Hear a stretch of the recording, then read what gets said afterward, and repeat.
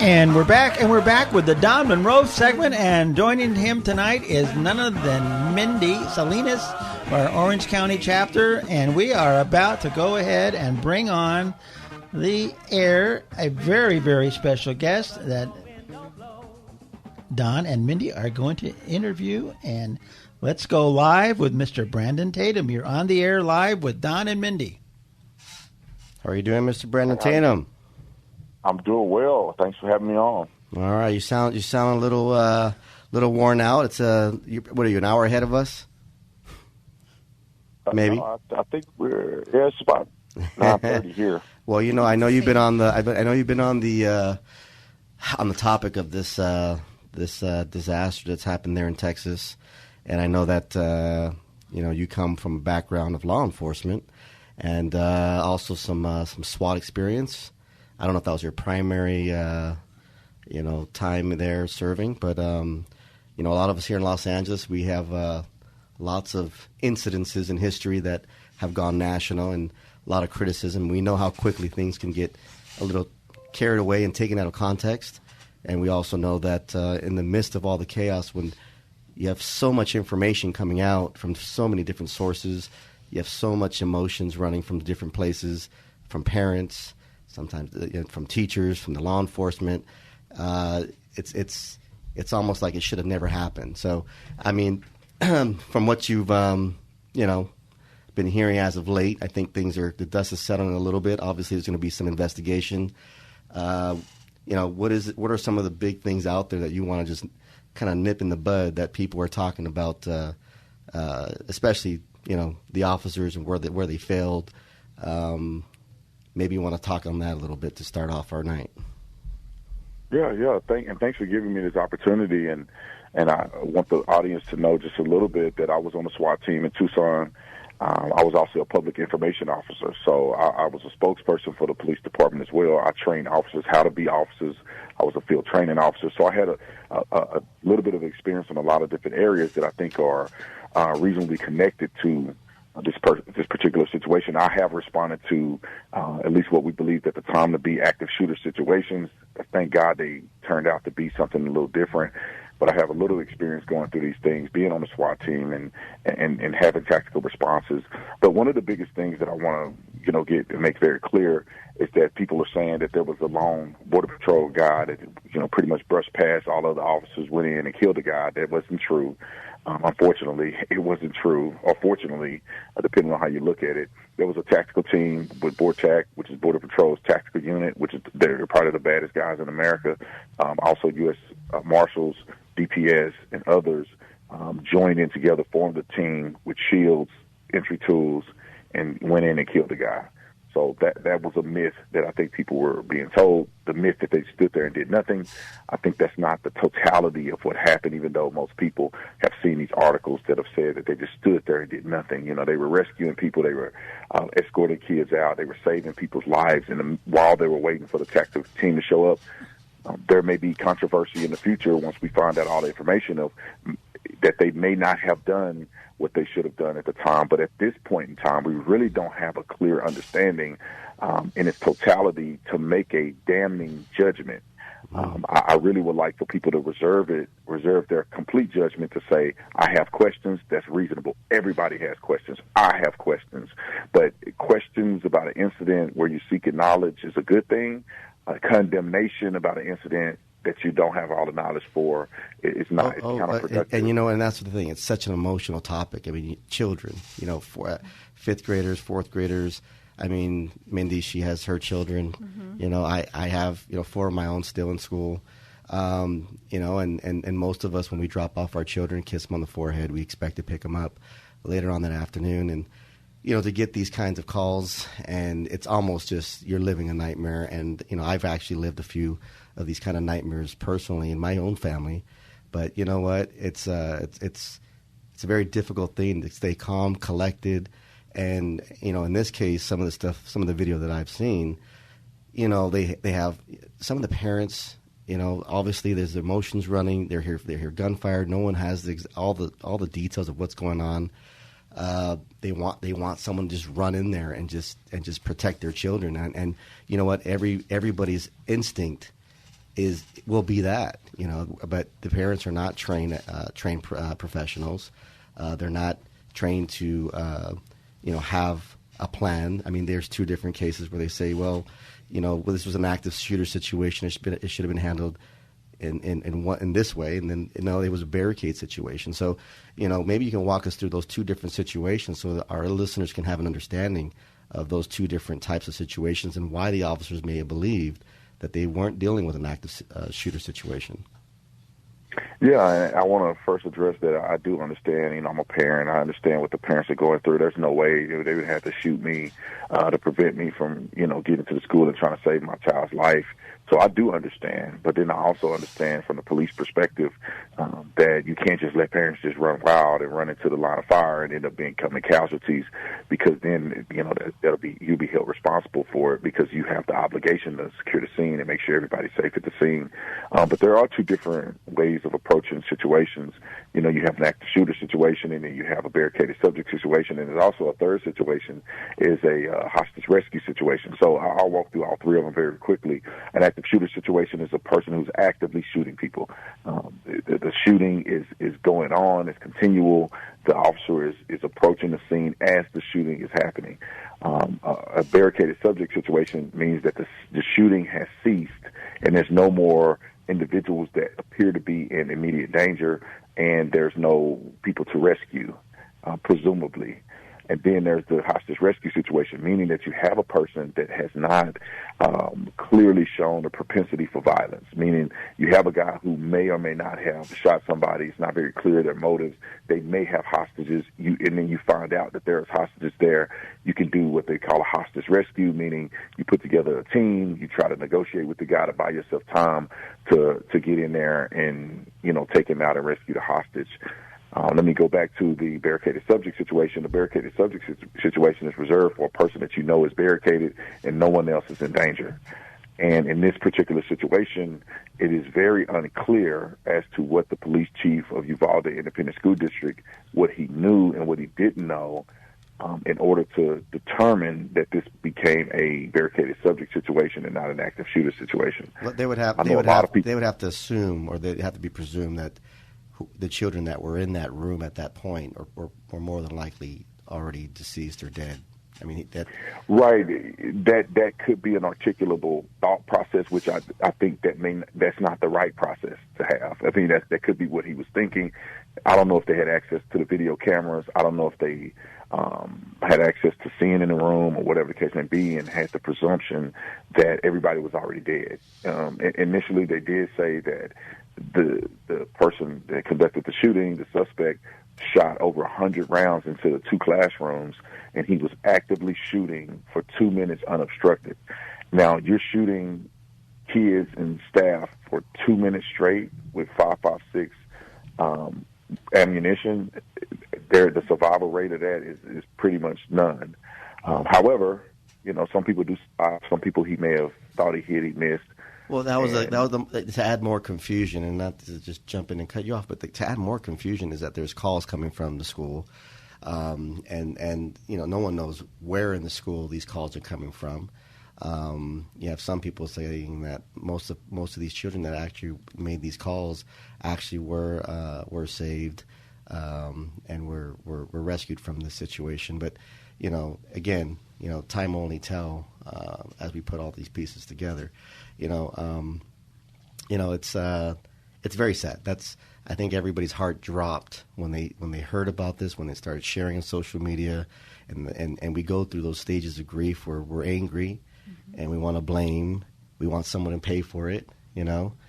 Mindy, weigh in on that one. No, that's what I was going to say, is that everyone's emotions are so on high right now that people are just looking for someone to blame, and it actually is a good point, that you're making for us to get all the facts before we start, making judgment on anything, that's going on. But it's a really sad situation, and I do wish people would just stop and, pray for the situation instead of trying to cause more hate and turn it kind of political. It's like right. People are trying to turn it political. Well, it's a low hanging fruit for these politicians to walk into a small town and just kind of make it about themselves. And I think that to me is disgusting. But, you know, another thing is we have here a young man who that story is yet to kind of, you know, get clearer as well. I mean, he's driving a pretty expensive pickup truck. He's 18 years old. He's bought, he's bought guns and ammo that are also not inexpensive. So it's kind of like, well, I'm from my understanding, he isn't working or wasn't working. So it's kind of like, where's the rest of the story now?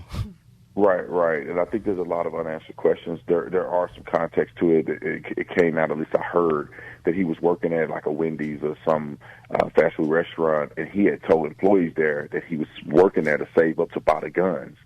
And so they were very aware. And when he got enough money, he quit and bought guns. You know, the vehicle that he was driving was actually his grandmother's truck. After she shot her in the face, he took her truck and attempted to go up to the school. I think he had every intention to go and shoot up the school. He had mentioned on social media, he had mentioned it in these private chats with other kids who were as actively involved in this as he was. They knew very well what he was thinking about doing. In Los Angeles, we actually have a division that actually follows a lot of social media type of context and things that are happening. There's no perfect solution to this. I'm not recommending that every single small town have somebody policing social media, but these are like needle in the haystack type of situations. Things like this could slip through, but going backwards, everyone's going to say this was obvious, it was clear, we should have known. There's so much blame to go. I mean, and there's so much hindsight criticism that's going to happen. I mean, it's going to go from parents. People can criticize the parents' involvement. People can criticize the gun stores' involvement for selling him the guns. Whoever sold him the ammo, they can criticize the security guard for driving past them initially. They can blame the teacher for leaving the door open. They can blame the police officer for making the wrong decision. They can blame, you can go down a list of people that may be criticized after, everything is over, which I think that people should understand and be fair in their judgment to say that let's slow down and say what happened at the time when we get all the information, then you can make a proper criticism. But policing is very difficult. There are many people who criticize the police in a certain situation. It's very difficult in Los Angeles. I mean, the folks that I've spoken to, the officers, they're terrified to even pull the gun out of their holster. I mean, it's quite frankly how it's come down to. I don't know how long you listened to the program tonight, but we had a gentleman who was a union leader for the school police. He spoke kind of, hey, we had these 300 officers. Our children need this protection. I mean, Los Angeles is, it has had history of, violence that can escalate. We've had violence escalate that came from the jails into the schools. I mean, things that are happening in the jail system that kind of pour into our schools. And so, we have some parents out there very liberal that live on the west side who they don't think would ever have to worry about that situation. They don't want to have officers walk in the hallways. They don't think that makes them any more safer. But yet, the folks that live deep in the inner city or live in South Central, or their kids go to those schools, they don't quite share that those sentiments, quite frankly. And we all want to run and call the police when there's an emergency or when there's when we need them. And I think that's something that we need to stop and think about as well. Is there's a lot of training involved. There's a lot of stress in that type of work.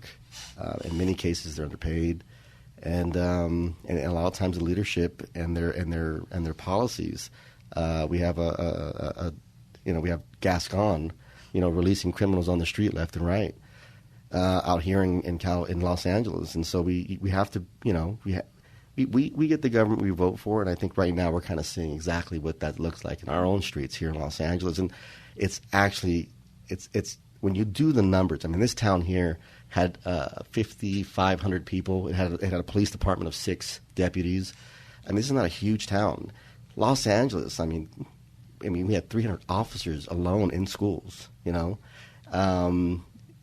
tens of thousands of students, hundreds of thousands of students in the LAUSD. And, they all need, the same kind of protections. But now they want principals and teachers to call the police station That's basically been their new solution to this problem. And you know what? I think this case here, or this situation here, proves that every minute, every second is precious. We can't sit here and just wait, for LAPD officers to drive through Los Angeles traffic to get to a school shooting. It's crazy. Yeah, what I think people may need to realize is that a lot of these decisions are political. They have nothing to do with reality. They have nothing to do with what's best for the kids. This is political virtue signaling. To think that you shouldn't have officers in these schools is a complete virtue signal, because the officers being there accomplish multiple things: the safety of the students, and then awareness of the students of what police officers actually do. And especially in these inner cities, if you have a police department or SROs, school resource officers that are there, they can teach these young kids what to do when you're contacted with police. What are your rights? All of these different measures that young inner city kids are up against, and the fears that they have, can be subsided if they had access to cops in the schools. And some of these cops that I know that do school resource, man, they're fun. They have a good time with the kids, and you can kind of kill two birds with one stone. And I've watched this happen. I've seen it work. In Los Angeles, we had the PALS program. The PALS program was really a safe zone for children after school, quite frankly. Some of these kids, they didn't have a safe home to come home to. Mm-hmm. Or, there was someone waiting for them on the way to home. And so they had safe spaces that they created in some of these police departments for the children to come to. And it looks like, from my understanding of what I've heard, that program, a nonprofit program, is being absorbed by our wonderful LA City, I guess, because they want to manage that. They saw that. We know how that's going to go. We know how that's going to go. And the unfortunate thing is, it's going to be another disservice to these children, because you're right. It gets them engaged. It gets them opened up to understanding, the things that first off, they're not robots. Police officers are not robots. They sometimes have to act like robots because they're in the middle of a lot of traumatic situations, and they have to tone that out for a second and go into being logical, assessing the situation, and just doing their job to the best of their ability. But they're not inhuman either. So I think some of the folks that had to go, the officers had to walk into this school and more than likely, see some horrific things in the process of engaging this 18-year-old kid. I'm sure that they themselves also have, nightmares and can't sleep over this as well. A lot of these people who don't realize it, a lot of these deputies had children that went to that school as well. So I don't think it was taken lightly.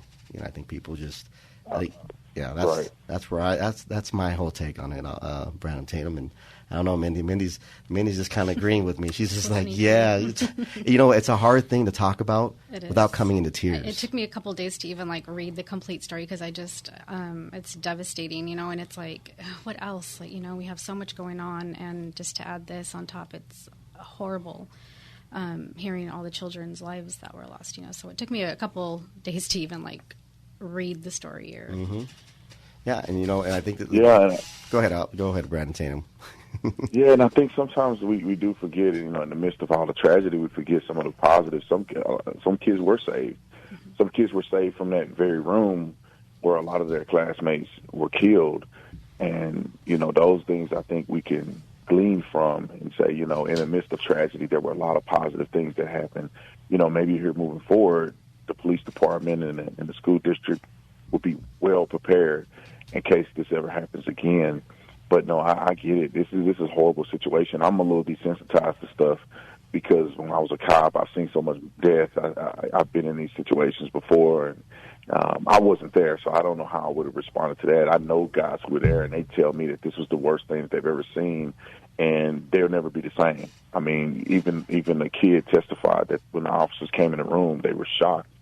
I mean, they even the person that talked to me said that police officers were crying when they saw all of the carnage. And so, I just really, my whole thing is that I wish people would take a step back and not jump on these officers' cases and calling them cowards before you have all of the information, because that is a pretty big conviction to have against somebody, indictment against somebody, and you really don't know. I mean, the officers who lost kids in this thing.